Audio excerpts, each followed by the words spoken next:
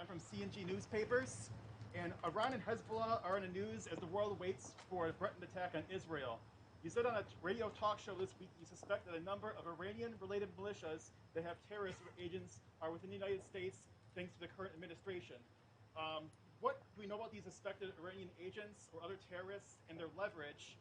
And do you think they're preparing an October 7th style attack in the U.S.? And if so, how does a Trump administration, a future Trump administration or potential one, navigate that Iranian leverage on their foreign policy? Sure.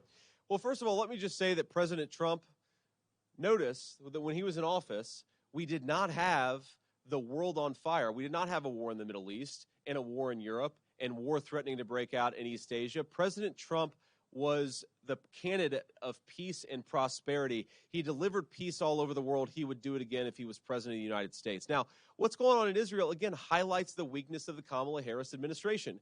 Kamala Harris is a person who says she wants the war in Israel to be over with, and also that she wants to minimize civilian casualties. Well, I want those things too. Then why isn't she giving Israel the weapons it needs to minimize civilian casualties? And why isn't she giving Israel the weapons it needs to end this conflict quickly? The best thing for the United States of America is for Israel to end its war, to destroy Hamas, and then to rebuild the Abraham Accords of President Trump so that the Sunni Arab states and the Israelis can form a regional counterbalance to Iran.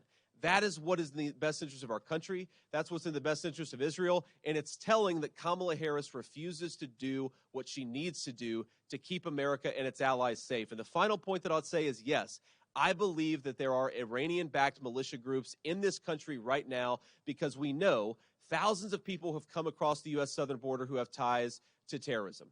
Well, it's really endangers your country, and I fear we're going to have a very bad headline here and a lot of people who could lose their lives because Kamala Harris refuses to keep terrorists out of our country. It's disgraceful, but it highlights the fact that unless you have a border, there is no peace and there is no security for American citizens, even in a place as far north as Shelby Township, Michigan.